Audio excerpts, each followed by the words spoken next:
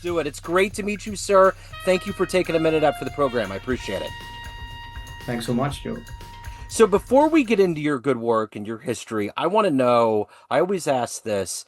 COVID was a big deal. It really changed a lot about our lives, collectively and individually. How did you get through that era, and how has it changed the way that you conduct business today? I think COVID was just almost transformational for me, actually. I was on 90 flights, 90, the year before. And it was just crazy, from one thing to the next. And the year was just flying by. And then in 2020, all of a sudden, as we all know, everything just came to a standstill. And I just got the break of my life, just an incredible time to reflect on things. And I was in Melbourne at the time. I remember where we had just a 5 kilometer radius where we could move around, and this was very strict sort of conditions in terms of movement. But that period was almost transformational because I managed to reflect on quite a lot of things. And I've been a student of uncertainty and ambiguity and things like that, resilience for many years. And to have the time and space to reflect on things led to several new initiatives, including the book that actually that came out just a couple of months ago was actually initiated during that time. So I think to a large extent, obviously COVID was not great in terms of people who suffered quite a lot, and I mean I'm going to really be open with that. But I think there's a great amount of respect I have for people who take time to reflect on things now, and I think that period of time just kind of told me that you need to take time to really soak in, the small things, really make sure that you really aware and just connect with people in the right way. And obviously just make sure that we move through uncertainty as a normal thing, right? So, I mean, COVID came at a time when we were almost sure of what was going on in the world. I mean, everyone was trying to be certain, and everything was looking perfect. But the world is very uncertain now. I mean, I would say it's more uncertain now during than in the COVID era, right? I mean, look at that. Look at all the things we're dealing with now. So, COVID was just a wake-up call, I think, that the world is normal in uncertainty, and this is something that a lot of people have now gotten used to, and I think to a large extent sometimes people forget, and we think that with technology and so on we can build in certainty, we can build in perfection, but COVID just told me that hey, the world is always going to be uncertain. So before we get into the Navigator's pilot, I want to get into the work that you're doing. And to do that, kids always get the truth out of us. I'm going to put you in front of a bunch of 12 or 13-year-olds at career day. And one of the kids wants to know what you do for a living. How do you take your day job and make it make sense to them? My day job is I work in a business that supports in helping countries to come together, help countries solve problems. There are deep problems related to social, economic, and political issues. And my day job revolves around leading a team to help support an initiative to bring things into a level of positivity, right, in the world. So I do a job that keeps me in Southeast Asia predominantly, and it helps me to support people to live life in a better way. So, what did you want to be when you were that age? When you were a kid at career day, what was your dream job? I think that's really interesting. So I grew up in Africa. I grew up in Zambia. As a 12-year-old, I probably didn't have anything in my mind, but as a 16, 17-year-old, the idea was to actually become an epidemiologist. I wanted to get into public health. And I had this fabulous experience of having volunteered in a slum clinic in a slum in Lusaka, and that was just mind-boggling in terms of the experience. I was vaccinating, small kids, and so on, at a very young age, and that experience that I got, yeah, I just wanted to get into public health. The careers moved quite a lot since then, but yeah, I've been passionate about international development for yeah, close to 30 years now. So what did you see growing up? What were the seeds that were planted that made you want to get into this work, that made you want to, possibly get into medicine, to get into, helping people with their healthcare and the job that you're doing? How did all this happen? How did this get harvested? Yeah, I think it's a series of interesting sort of possibilities that came my way. I put myself into difficult situations to gain experience. I've lived in 7 countries, Joe, and those 7 countries have been across 4 continents. And I'm proud to say that I absorb new cultures quite easily. I really am quite fascinated with how diverse the world is. But what I've done over the years is put myself in a situation where I seek opportunities where I can learn and I'm challenged. And I am always looking to be at the edge of experience.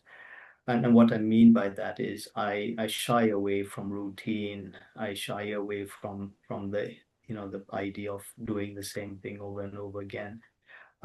And because of that, the diversity of individuals that I've met, the diversity of experiences that I've had, and interesting sort of ideas that have come my way have been precisely because of the fact that I relish the new things. Now, this idea of pivoting, and I talk about in the book, is something quite interesting.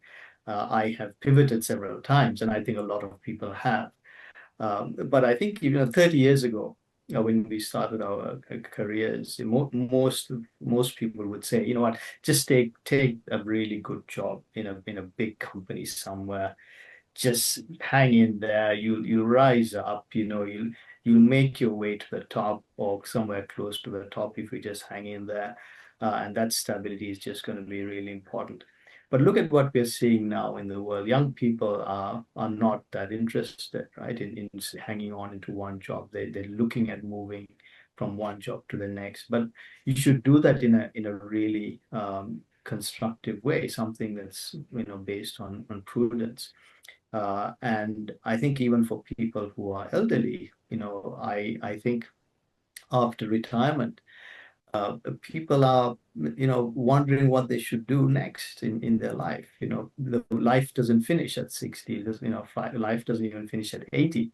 So I think there's a long way for people to go in terms of their life journeys. And because of that, what you want to do is to keep shifting and moving in your life based on the signals that you're getting from the environment out there, but also what your inner self is telling you. What's next? What's going to be really interesting for you? What you want to do that's going to keep you happy. And sometimes it's moving to another country. Sometimes it's moving to a new career altogether. But most of the time, if you do things that keep you satisfied, you'll come towards the end of your career or your life, and you look back and you think, yeah, you know what, I've just had a fabulous voyage, and that journey has just kept me really happy. And it's not going to be the designations that you've had, or the CV that you look at. It's more of the values that have changed, or the identities that have changed, and the people you've met, the ideas that you've had. Those are the things that are going to be really meaningful for you. So my life has been, yeah, full of very interesting episodes, lots of challenges, but I look back with little regret because I've done things that have kept me happy. So you obviously have been accomplished in your career. You're optimistic about, how things are going for you and for your clients. So talk to me a little bit about inspirations. Who's been that heroic force that's allowed you to espouse this feeling that you've had throughout your career? I think the inspirational force, I think it comes in different ways, Joe. I mean, inspiration can come from an individual, a mentor, for example. Family members can be quite inspirational. Your kids can be inspirational, but also ideas, a sense of purpose can really be inspiring. Uh, Strangely, even things that have gone wrong for you can be inspirational because you don't want those to be repeated, right? So it's like I've had I've had a situation where I don't want to make sure that doesn't happen to me again, So those kinds of I think I've had a mixed bag, right? Had a mixed bag of things. I haven't had this one person, for example, who's inspired me throughout my career, or one idea that's inspired me, but I've always read widely. I've interacted with people of different cultures. I've seen things in different ways. I've seen things go wrong. I've seen things go right. And because of that, I appreciate the diversity of what the world is. And I'm not looking for perfection at all.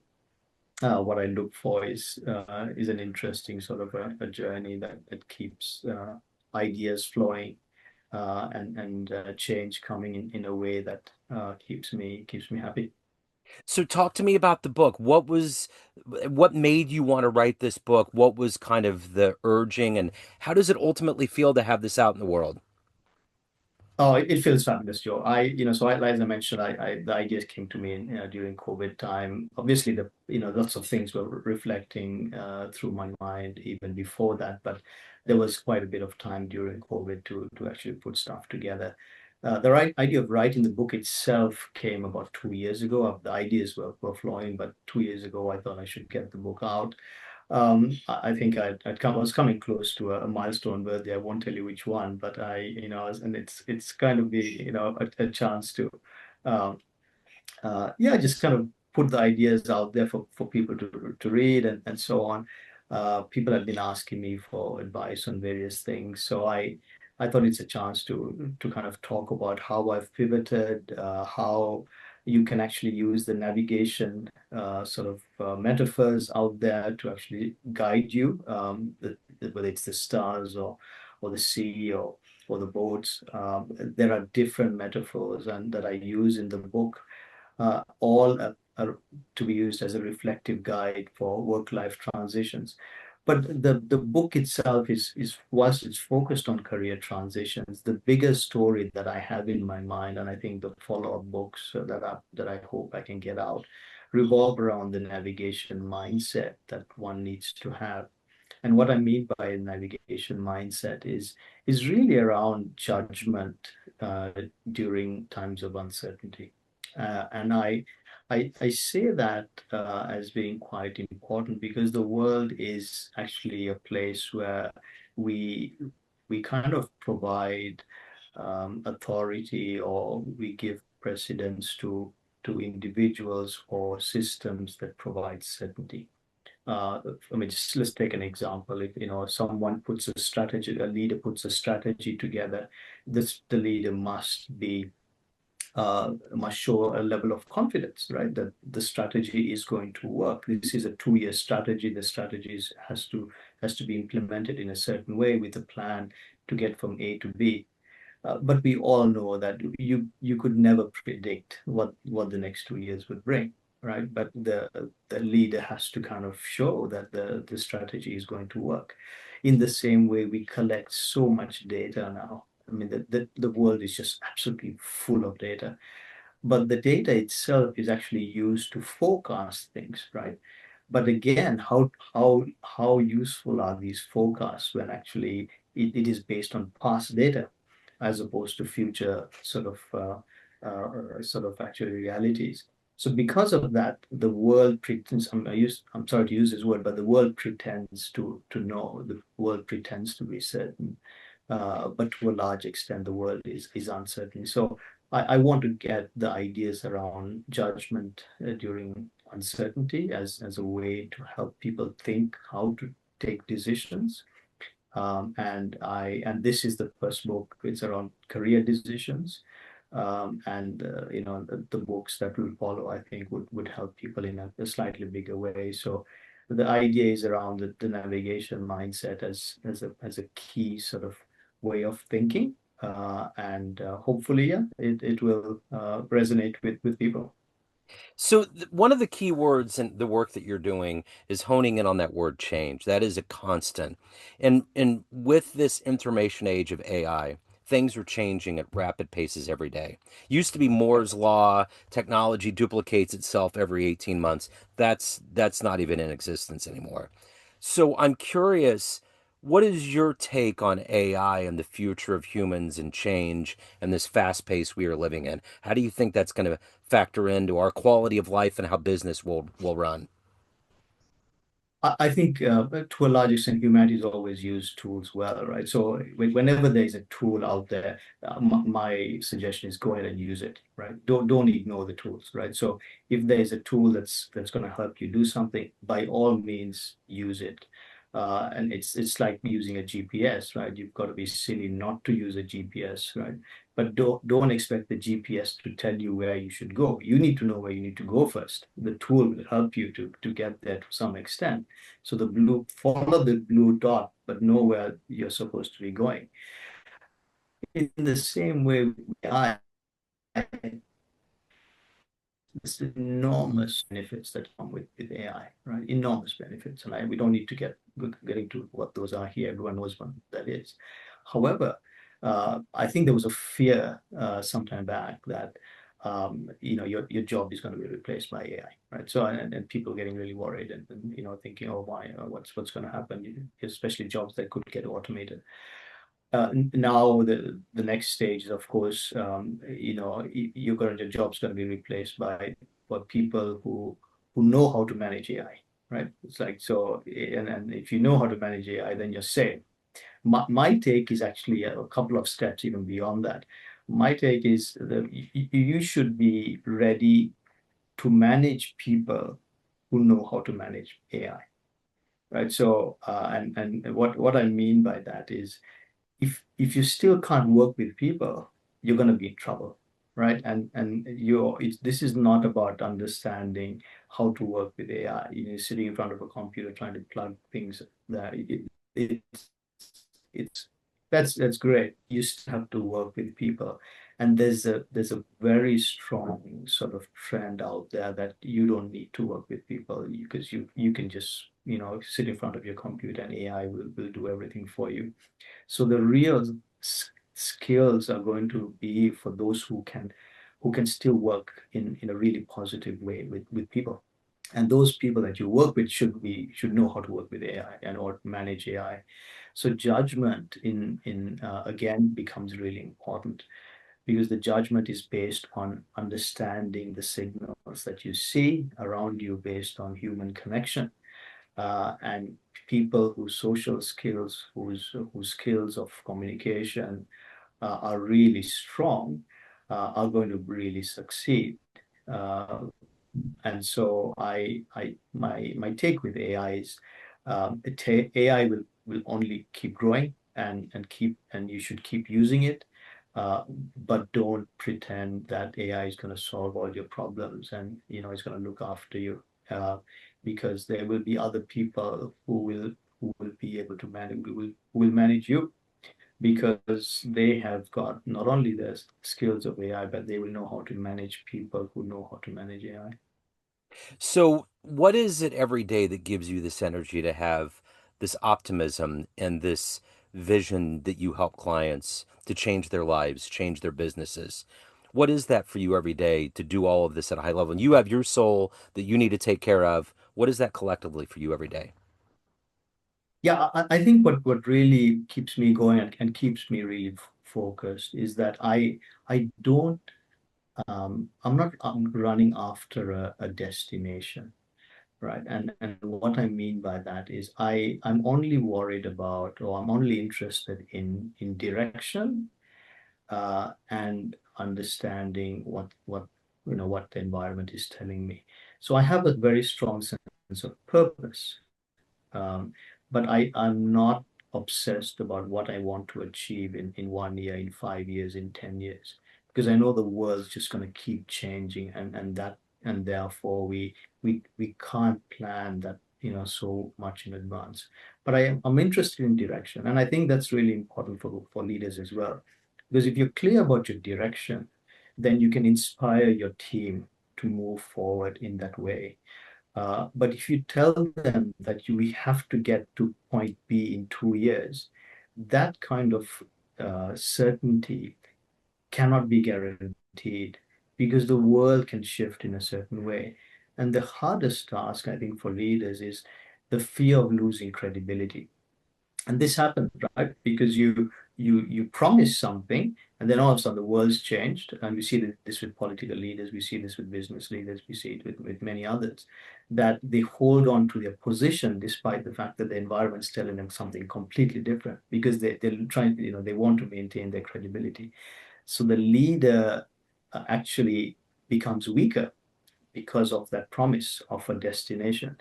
Whereas if you kind of promise direction, and that direction is based on that inner compass or the organizational team compass of what exactly is meaningful to you and why you're moving in that certain direction, then you can navigate your way through these problems.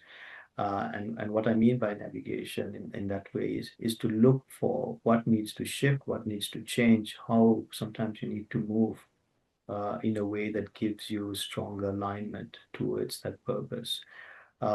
So if you think of it purely from a you know a navigation sort of metaphor perspective, sometimes the storms are out there, right? The storms are out there, but the boat might move to to a certain in a certain way, but you don't lose sight of the purpose. You always want to move back. And I'll give you a really interesting example, right? Because you're in North America, you'll be able to connect with this quite well. When we look of think of getting out to work, right? We leave our homes, we get into the vehicle that we drive, we get off into onto the road, we take the turns that we need to. We look at landmarks, and we move from one direction, one road to the next based on the landmarks. But the Inuit people in the Arctic, they are in an environment where the environment keeps shifting because the sea ice keeps shifting, right? The sea ice keeps shifting. So can you imagine a situation where they need to go from one place to the next, but as soon as they wake up in the morning, their environment has completely changed, right? Yes. So imagine the kind of signals, the kind of very strong sort of awareness and attention they need to have in order to make sure that they achieve their the goals that they wish. So it's because of the uncertainty that they actually the minds are stronger. And for us, we think that it's everything's, yeah, we just get into the car, we get into the driveway, turn left, turn right, and we're there because the world has helped us supposedly become more certain of things. But when something goes wrong, like COVID, all of a sudden we think, oh my God, what's happened? This is very unusual. But for people who are used to uncertainty, this is just another movement, another moment in life, right? That you just got to deal with. It'll come and go, and we just deal with it in the way that we should. So for me, it's really about being very clear of what is meaningful and just moving ahead. So you've clearly come a long way from your beginnings, and I'm curious if you had a dream tonight and you ran into a young 18-year-old version of you. You walked into a room and there was a film projector and you click play and a 60-second highlight reel of your life came up. The choices you've made, the career, the life you have. Would that young version of you believe your life turned out this way? No, I think that the young person would never have guessed, right? Would never have guessed. But I must say, I've always had this feeling that I'm happy to be my age than my younger self. So, I've met people who say, you know what, I wish I was back in my 20s. It's like, oh, wish I was back in my 30s. And I've always, when I was 30, I was happy that I was not 20. And when I was 40, I was happy I was not 30. And when I was 50, I was happy I was not 40. And what I realized from that is that the experiences have actually made me happier or made me more satisfied. And it's because I've constantly been, putting myself in a situation where I can meet interesting people, do interesting things, and collect this level of experience. So the younger self was a little bit more idealistic, I think, but and perhaps gave me the push forward, a sense of adventure and so on. But I think reflecting back, the younger self would be quite happy that I've reached the stage that I'm in. So, in that highlight reel, what are you the proudest of? What are you the happiest about? I think I'm happiest about, the fact that, the three kids that I have are individuals who are also living their own lives, and are able to move through life in the way that they wish. They're all individuals. I'm happy that I've had a chance to mentor several people, work with diverse teams in the way that that's led to an enormous amount of satisfaction. The career that I've had is in international development, so made a mark in several ways with different people. I I've had everything from working on post-conflict sort of areas to disaster-affected areas to, you know, places with poor sanitation and hygiene, public policy making, helping to make policy at the national level, working in consulting at a very senior level, academia. So all these different experiences, whilst they might look, disjointed, all have connected in the right way to give me a sense of purpose and again give me the ideas and sort of experiences that allow me to now give back in terms of advice as required. So, at the end of the day, everyone has a perception of you: family, friends, clients, colleagues, but you're the driving force behind what we see. What's your perception of you? Who do you think you are? Oh, that's an interesting one. Who am I? Yeah, that's an interesting. Listen, I think I'm a globe. Yeah, I'm a cultural nomad. Let me put it that way. I'm a cultural nomad. Yeah. So someone who can move from cultures, from one to the next quite easily. I'm someone who, yeah, is fascinated with ideas, and I love to, yeah, solve difficult problems in complex environments. It gives me a thrill, and I'm someone who, yeah, manages to, yeah, just keep smiling, I guess, in times of trouble where we can always find a way to overcome challenges. So, if anybody wants to pick up a copy of the Navigator's Pilot, they have questions, they want to hire you, any of the other good work that you're doing, where's the best place to go? Yeah, the Navigator's Pivot is available through Amazon and other online bookstores. If you want to catch me, LinkedIn is the best way. Yeah, just type my name. I'm the only one with the name, so you can easily find me. And yeah, please reach out. Happy to connect. Okay, I will put links in the show notes. So wonderful to meet you. Thank you, sir. Thank you for your story. Thank you for your time. Best of luck with everything. Thanks so much, Joe. Really appreciate it. You bet.